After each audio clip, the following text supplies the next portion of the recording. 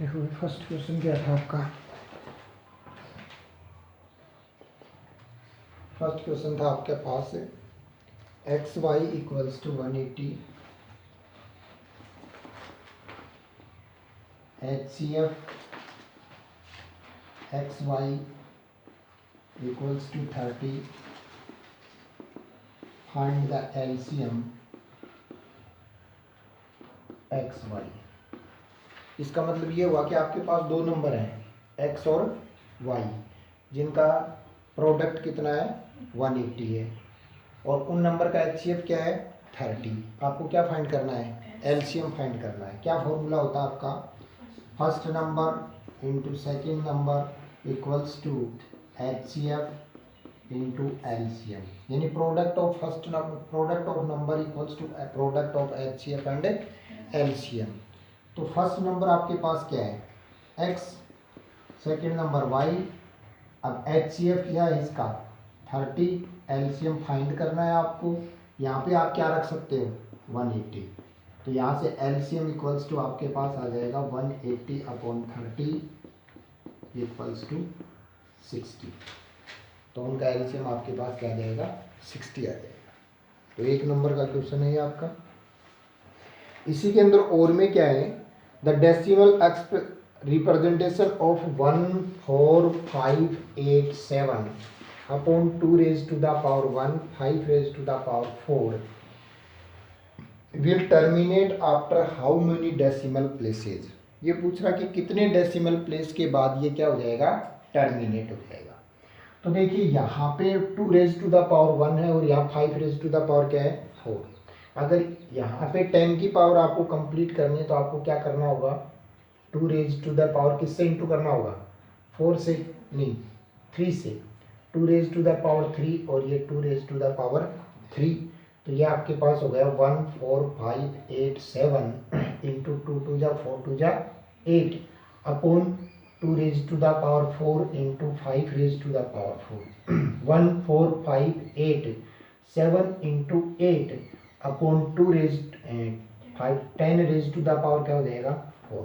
अब अपॉन में क्या रहा आपके पास 4 में 10 raised to the power 4 इसका मतलब 1 2 3 4 यानी कितने डिजिट के बाद टर्मिनेट होगा 4 डिजिट के बाद। 10 की जितनी पावर होगी उतनी डिजिट के बाद टर्मिनेट होगा। तो आपका आंसर होगा आफ्टर 4 डेसिमल प्लेसेस। सेकंड का देखिए if the sum of the zeros of quadratic polynomial then find the value of k। if the sum of zeros of quadratic polynomial 3x square minus kx plus 6 और इसके zero का जो सम है वो क्या दे रखा है आपको 3 दे रखा है यानी alpha plus beta equals to आपके पास क्या है 3 है। अब सम ऑफ जीरो क्या होता है अल्फा प्लस बीटा यानी alpha plus beta equals to आपके पास होता है माइनस बी अपॉन ए। क्या ये होता है माइनस बी क्या है यहाँ पे तो यहाँ पे माइनस तो प्लस हो जाएगा और कोफिशिएंट क्या हो जाएगा उसका के। ए की वैल्यू क्या है आपके पास 3 इक्वल में क्या दे रखा आपको पास 3 3 से 3 कैंसिल के इक्वल्स टू क्या आ जाएगा नहीं एक मिनट के इक्वल्स टू क्या आ जाएगा आपके पास 3 इंटू 3 तो के की वैल्यू आपके पास आ जाएगी 9।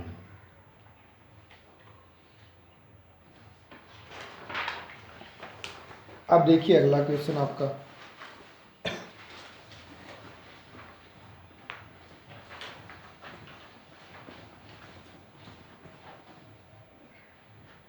Third question what value of के the pair of linear equation does have no solution.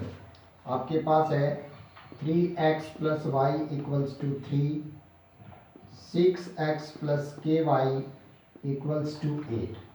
आपको ये फाइंड करना है कि k की किस वैल्यू के लिए लीनियर जो इक्वेशन है उसका क्या नहीं होगा सॉल्यूशन। नो सॉल्यूशन की क्या कंडीशन होती है a1 upon a2 equals to b1 upon b2 is not equals to c1 upon c2। ये कंडीशन होनी चाहिए। तो देखिए 3 अपॉन 6 इक्वल्स टू अब यहाँ से आप देखिए के की क्या वैल्यू करें, यहाँ पे क्या आ रहा है 1, और यहाँ भी देखो यहाँ पे क्या रेशियो आ रहा है 1:2 आ रहा है ना, तो यहाँ भी रेशियो क्या होना चाहिए 1:2, यानी 1:2 के लिए के की वैल्यू क्या पुट करनी पड़ेगी 2 पुट करनी पड़ेगी, यानी इसकी जगह आपको 1/2 करना पड़ेगा, इज नॉट इक्वल्स टू 3/8, यानी के की क्या वैल्यू करनी पड़ेगी आपको 2 करनी पड़ेगी, तब जाकर के नो सॉल्यूशन की कंडीशन आएगी। तो आपका आंसर होगा के इक्वल्स टू 2। फोर्थ का question, if 3 chair 1 table cost, 3 तो चेयर है और 1 टेबल है, दोनों की जो कॉस्ट है वो 1500 है, 6 चेयर है और 1 टेबल है, कॉस्ट कितनी आ रही है 2400, linear equation to represent this solution. तो देखिए let the cost of each chair be X and a table be Y. मान लेते कि एक चेयर की कॉस्ट क्या है एक्स रुपीज है और टेबल की कॉस्ट क्या है वाई रुपीज। तो फर्स्ट कंडीशन को रिप्रेजेंट करोगे तो क्या आएगा, 1 टेबल की कॉस्ट एक्स है तो 3 नहीं, 1 चेयर की कॉस्ट एक्स है तो 3 चेयर की कॉस्ट क्या होगी 3x प्लस टेबल की cost Y, number of table 1, तो आपके पास क्या हो जाएगा वाई इक्वल्स टू 1500। सेकंड के अकॉर्डिंग क्या हो जाएगा 6x plus Y equals to 2400। Solution नहीं पूछा आपसे, सिर्फ क्या करना है लीनियर इक्वेशन में रिप्रेजेंट करना है। फिफ्थ का क्वेश्चन देखिए, विच term of the AP is 0, पूछ रहा है आपसे कि इस एपी का कौन सा टर्म क्या होगा 0। एपी आपके पास है 27, 24, 21। अब देखिए 0 पूछ रहा है आपसे, तो which term of AP will be 0। A equals to क्या है आपके पास 27, डी इक्वल्स टू कितना हो जाएगा आपके पास -3, और ए एन इक्वल्स टू क्या कह रहा है आपसे 0। तो यहां से a n equals to a plus n minus 1 into d, 0 equals to a क्या है 27 प्लस एन फाइंड करना है, डी आपके पास -3 है, -27 upon -3 equals to n minus 1, 9 plus 1 equals to n, n equals to क्या हो जाएगा 10, यानी इस एपी का 10th टर्म जो होगा वो क्या होगा 0 होगा। 4 का हो गया, 5 में एक पार्ट और है,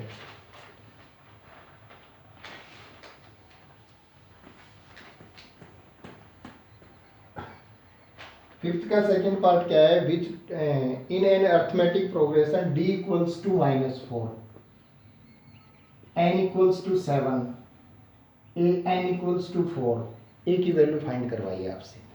तो यहाँ से an equals to a plus n minus 1 into d, 4 equals to a plus 7 minus 1, d आपके पास 4 है, then 4 equals to a plus 7 minus 1 6, 6 4 that 24, 4 minus 24 equals to a, then a equals to -20, ये आपके पास a की value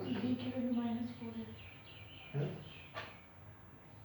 d equals to -4 रखोगे तो फिर ये भाई -4, ये आपके पास कितना हो जाएगा -24, then a equals to -28, a equals to -28, अगर d की वैल्यू क्या है 4। -6 4 जा 24, तो -24 हो जाएगा, क्योंकि यहाँ पे ये क्या है ये तो प्लस का है ना, प्लस तो ये माइनस हो गया और माइनस इधर आएगा क्या हो जाएगा भाई, यहाँ पे 6 माइनस 1 क्या हुआ 7 माइनस 1 क्या हुआ 6, 6 4 जा 24 माइनस का हुआ, और माइनस का इधर आएगा प्लस का, और प्लस का होगा तो 20 होगा भी, अच्छा 28 प्लस आ जाएगा, 4 प्लस का 28 आ जाएगा आपके पास। 6 का देखिए, फॉर व्हाट वैल्यू ऑफ के the question has equal roots, देखो 9x square plus 6kx plus 4 equals to 0, और इक्वल रूट्स की कंडीशन है। इक्वल रूट की क्या कंडीशन होती है भाई? B square minus 4ac equals to 0। अब देखिए बी क्या है आपके पास? 6k, then 6k square minus 4 value of A 9 value of C equals to क्या है? 4 equals to 0।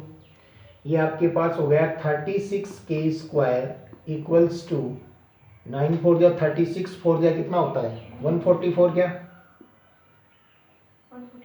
Then k square equals to 144 upon 36। 36 four जा k square equals to 4, then k equals to आपके पास आ जाएगा प्लस माइनस 2। दोनों sign से होनी चाहिए, प्लस और B minus B. Question number 8। Plus minus B, अरे प्लस माइनस बी नहीं है, आधा नंबर ही दे तो भी बहुत बड़ा।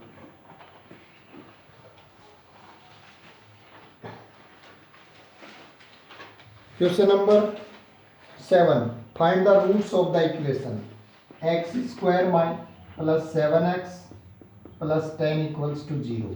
इसके रूट्स फाइंड करने हैं भाई। X square plus 5x plus 2x plus 10, x common आ गया, x प्लस 5 प्लस 2 कॉमन आ गया, x प्लस 5, x प्लस 5 और x प्लस 2। ये इसके क्या हो गए? फैक्टर। आपको रूट फाइंड करने हैं, देन -5 और -2, ये इसके रूट हो गए। इसमें सेकंड ऑप्शन, सेकंड पार्ट और में है, for what value of A quadratic equation has no real root. No real root की क्या कंडीशन होती है भाई? B square minus 4ac less than 0 क्या? ये तो कंडीशन होती है। अब इसमें पुट करो, बी की वैल्यू क्या है आपके पास? -6 -4, वैल्यू ऑफ ए 30a और value of C 1 less than 0। तो ये कितना हो गया आपके पास? 36। ये 120a क्या? 120a less than 0। तो यहां से आपके पास आ गया 120a minus 120a less than 0। तो ये तो -36 हो जाएगा इधर आके। माइनस से minus cancel, a equals to नहीं, a लेस देन 36 अपॉन 120। तो ये आपके पास हो जाएगा 3/10। तो a जो है वो किससे लेस देन होना चाहिए? 3/10 से लेस देन होना चाहिए। फिर आपका क्वेश्चन नंबर 8।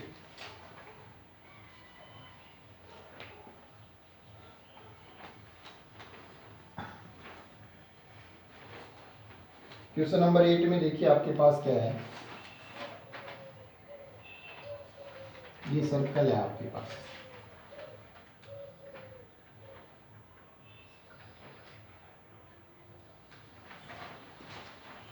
ये P Q, ये L है क्या भाई? L M और ये T, और PQ आपके पास कितना है? 28 सेंटीमीटर है। आपको फाइंड करना है perimeter of triangle PLM। PLM का पेरीमीटर फाइंड करना है आपको। तो यहां से आप देखिए PLM का पेरीमीटर यानी तीनों साइड का क्या होना चाहिए आपके पास? सम होना चाहिए। आपको क्या फाइंड करना है? PL plus PM plus LM, ये फाइंड करना है आपको। ये कितना होगा? तो यहां से आप देखो PQ को क्या नोट कर सकते हो आप? PQ को हम नोट कर सकते हैं PL प्लस LQ कर सकते हैं। LQ को क्या नोट कर सकते हैं? देखिए LQ और LN दोनों क्या है? इक्वल हैं, क्योंकि टेंजेंट है। तो यहां से हम PL प्लस LQ को रिप्लेस करके क्या नोट कर सकते हैं? LN नोट कर सकते हैं। Equation first. सेकंड में क्या है हमारे पास? पी टी इक्वल्स टू क्या नोट कर सकते हो आप? पी टी इक्वल्स टू आप नोट कर सकते हो P M plus M T. अब यहां से एम टी को रिप्लेस करके क्या नोट कर सकते हो? M N. ये हमारे पास आ जाएगा P M plus M N. ये इक्वेशन सेकंड। दोनों को ऐड करो, P Q plus P T equals to P L plus L N plus P M plus M N. यहां से देखो आप, P L plus P M plus L N plus M N, then P L plus P M. अब L N plus M N को क्या note कर सकते हो? L M. इक्वल में क्या है आपके पास? P Q plus P T. P Q और पी टी की लेंथ कितनी है? 28 plus 28 equals to P L plus P M plus L M. So the perimeter of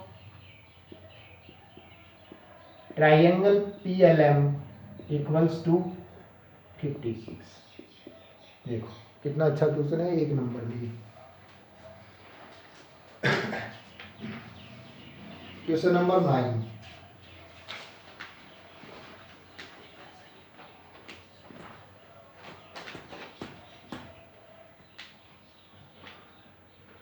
question number 9 में आपके पास क्या है? If two tangent are inclined at 60 degree and drawn a circle of radius 3 centimetre, then find the length of each tangent. If two tangent inclined at 60 degree. देखिए ये circle है, इस पे 2 टेंजेंट इंक्लिन हो रही हैं 60 डिग्री पे। ये 60 डिग्री है आपके पास। रेडियस इसकी 3 सेंटीमीटर है आपके पास, 3। Then find the length of each tangent. Each tangent की लेंथ फाइंड करनी है आपको। अब देखो ईच टेंजेंट की लेंथ फाइंड करनी है तो हमारे पास यहाँ पे कोई भी वो नहीं है। क्या कर सकते हैं बताओ? कर सकते हैं कुछ, ट्रिग्नोमेट्री यूज कर सकते हैं यहाँ। कैसे? देखो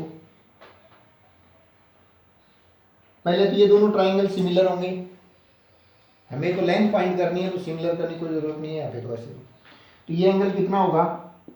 30 डिग्री। ये क्या है? Right angle. Right angle triangle हो गया, ट्रिग्नोमेट्री यूज कर दो आप यहाँ पे। ये आपके पास थीटा है तो ये परपेंडिकुलर हुआ, और ये क्या हुआ? बेस। अब हमें तो बेस चाहिए ना भाई, थीटा के अपोजिट साइड परपेंडिकुलर, तो ये क्या हुआ आपके पास? बेस। तो परपेंडिकुलर और बेस में कौन सा एंगल बनता है? 10।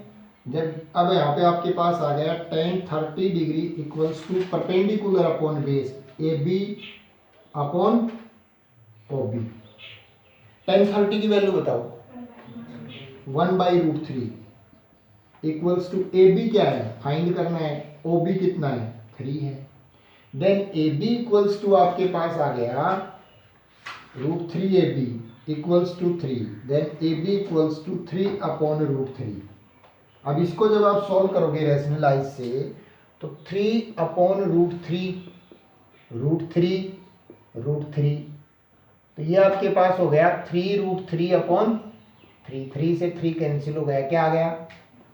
√3। क्या से कितने सेंटीमीटर आ जाएगी? √3 सेंटीमीटर आना चाहिए। टेंजेंट की जो लेंथ होगी वो क्या आनी चाहिए? √3 सेंटीमीटर आनी चाहिए। कितनी आ रही है? आपने किया कि किसी ने? 3√3 आ नहीं सकती। तो ये देखो कहाँ गलती तो नहीं की है, तो वो तो देखो आप। 1060 लेके क्या है? 1060 मैंने 1030 पूछा था आपसे, कितनी होती है 1030 की वैल्यू? 1/3 होती है। तो 1060 से कैसे होगा? तो फिर 1060 से तो होगा ही नहीं, 1030 से होगा तो परपेंडिकुलर 3 होगा। परपेंडिकुलर 3 होगा, बेस ये होगा, टेंजेंट होगा। कितने 9 का क्वेश्चन है क्या? देखो 1030 क्या, tan थीटा क्या होता है? परपेंडिकुलर अपॉन बेस होता है ना। परपेंडिकुलर यहाँ पे क्या है? 3। अब ये उल्टा कर रखा है हमने, ये क्या आएगा? ए बी आपके परपेंडिकुलर तो है आपके पास ओ बी, और बेस आपके पास क्या है ए बी। वह टेन थीटा क्या होता है, परपेंडिकुलर अपॉन बेस होता है ना। तो 1/√3 ओ बी कितना है 3/ए बी। तो ए बी इक्वल्स टू क्या आ गया आपके पास 3√3 सेंटीमीटर। ये सही है, फिर ये उल्टा कर रखा है। 60 लेके क्या होता है? 60 से तो गलत हो गया, कैसे लेके कैसे करेगा 60 कैसे है बता मेरे को, कौन सा तरीका हुआ 60 में। 60 में राइट एंगल कौन सा बनाओगे आप, कहाँ तक हो 9 हो गए। 10th question, in triangle in the triangle ABC, ABC आपके पास एक ट्राइंगल है A B C, D and E are the point on side A B and A C. A B और ए सी पॉइंट साइड पे D और E दो पॉइंट है respectively.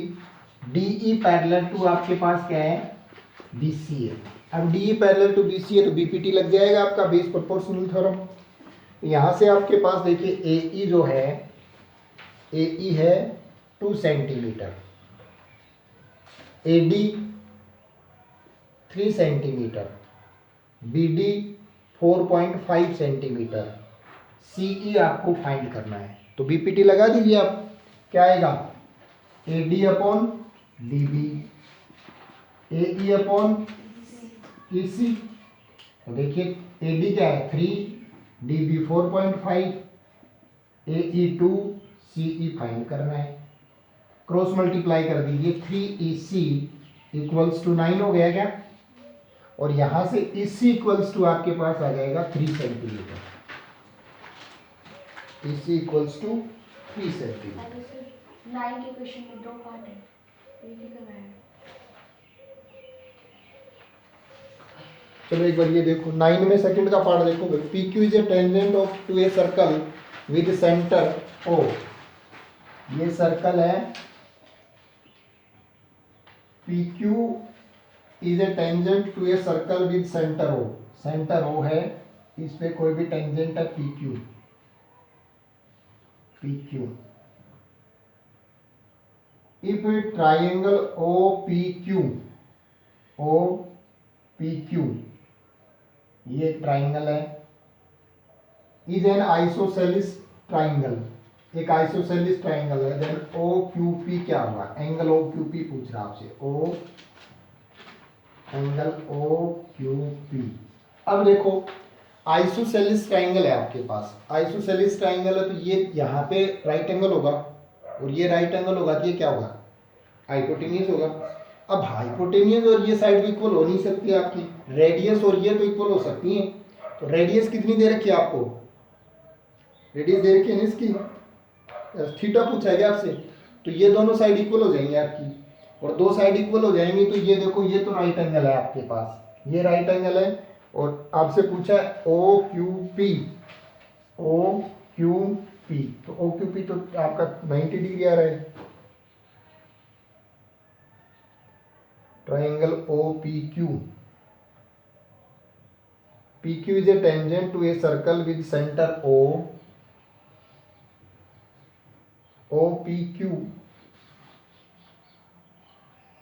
Is an isosceles triangle, then O Q P. तो भाई Q को यहां करें, अगर क्यू यहां पे है तो थीटा कितना आएगा भाई, ये दोनों एंगल इक्वल आएंगे आपके, ये और ये। तो ये 9, अपने को तो थीटा फाइंड करना है वैसे, अगर थीटा फाइंड करना है तो देखो ये 9 तक जाओ, कितने डिग्री आना चाहिए 45 डिग्री आना चाहिए। तो आप तो एंगल डायरेक्ट लिख सकते हो क्या 45 डिग्री।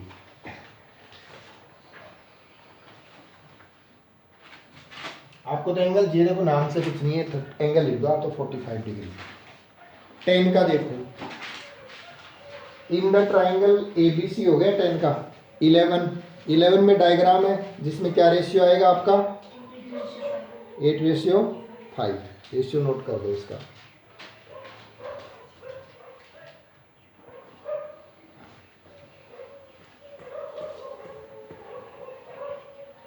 क्वेश्चन नंबर 11 देखो, sine A plus cos B, sine A plus cos B equals to 1, A equals to 30 degree है and B is acute angle, then find the value of B. A की value given है आपको, B की value find करनी है। ए की value कितनी है 30 डिग्री। अब साइन 30 की वैल्यू क्या होती है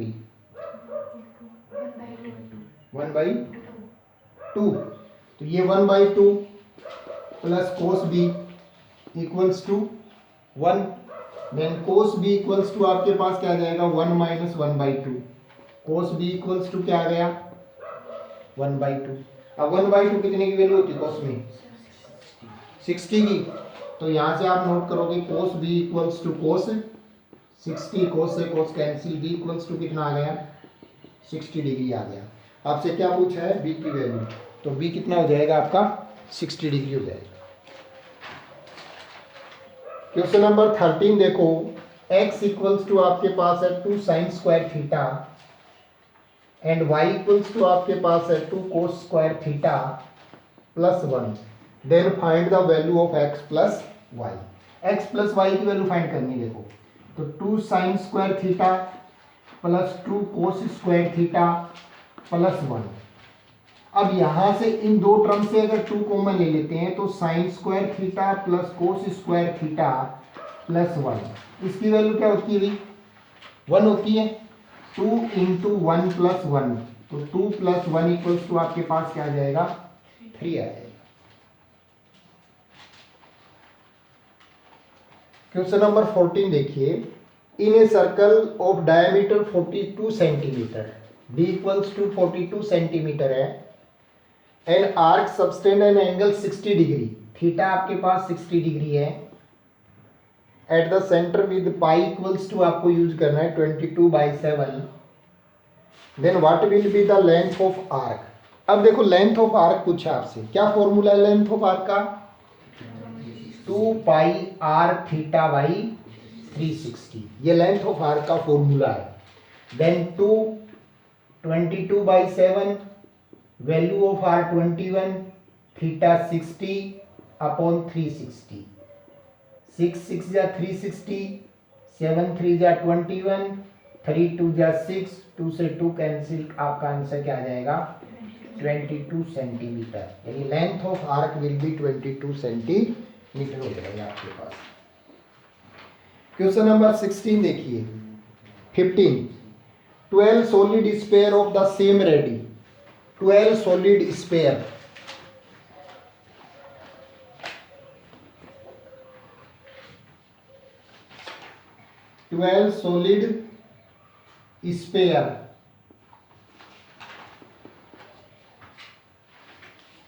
of same ready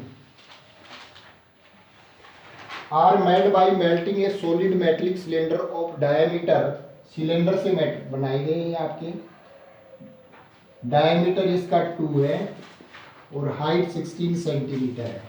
find the diameter of each sphere, आपको ईच स्पेयर का क्या फाइंड करना है डायमीटर, यानी एक सिलेंडर जिसकी डायमीटर 2 सेंटीमीटर है, हाइट 16 सेंटीमीटर है, को मेल्ट करके 12 इक्वल रेडियस के क्या बनाए गए हैं स्पेयर, आपको ईच स्पेयर का डायमीटर फाइंड करना है। अब देखिए सिलेंडर से क्या बनाया गया है sphere, so the volume of sphere equals to volume of cylinder, volume of cylinder equals to volume of 12 sphere, यही तो होगा। वॉल्यूम ऑफ सिलेंडर आपके पास होता है pi r square h, volume of sphere होता है 4/3 पाई r क्यूब, ठीक है, पाई से pi cancel, value of r 1 into 1, value of h 16, 4/3 r cube.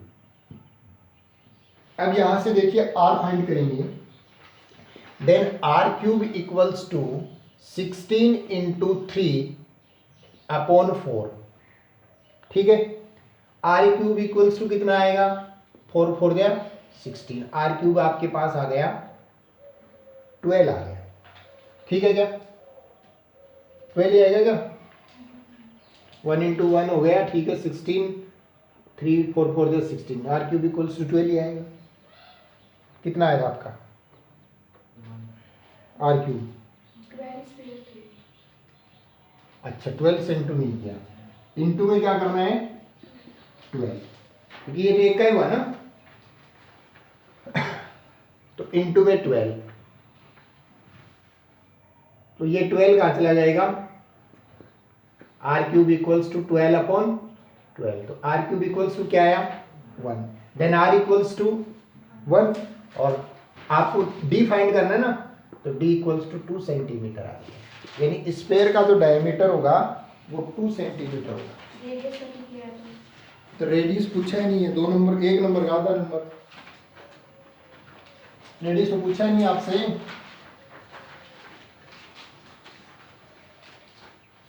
Sixteen हो गया, इसी में एक पार्ट हो रहा है, नहीं इसमें नहीं, 15 हुआ है ना, 16 का तो है अभी। Find the probability of a doublet in throw a pair of dice, find the probability of getting a doublet in throw a pair of dice. A pair of dice का मतलब 2 डाइस हैं, अब 2 डाइस को आप throw करते हो तो सबसे पहले तो नंबर ऑफ आउटकम नोट करो, आउटकम नोट करोगे आप,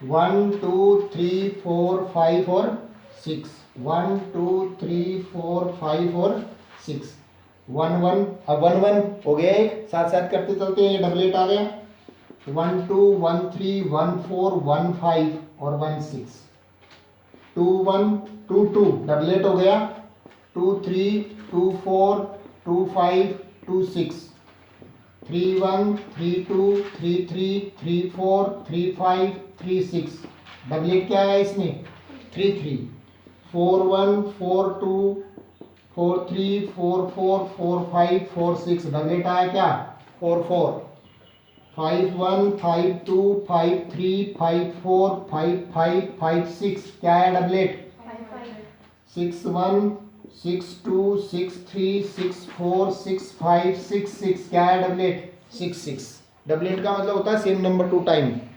तो टोटल नंबर ऑफ आउटकम कितने हैं 36, पॉसिबल आउटकम कितने हुए 6, 6 अपॉन 36 इक्वल्स टू 1 अपॉन 6 आपका आंसर होगा। Find the probability of getting A black queen when A card is drawn at random from the well sorted pack of 52 card, इसमें और का जो पार्ट है वो, अब टोटल 52 कार्ड हैं और ब्लैक क्वीन की पूछ रहा है आपसे, तो ब्लैक क्वीन कितने होते हैं 2 होते हैं, तो प्रोबेबिलिटी पॉसिबिलिटी तो क्या होगी 2, टोटल क्या हो गया 52, प्रोबेबिलिटी क्या होगी 1 अपॉन 26, तो 1 अपॉन 26 हो गई। तो आपका क्वेश्चन नंबर 16 तक कंप्लीट हो गया, ठीक है।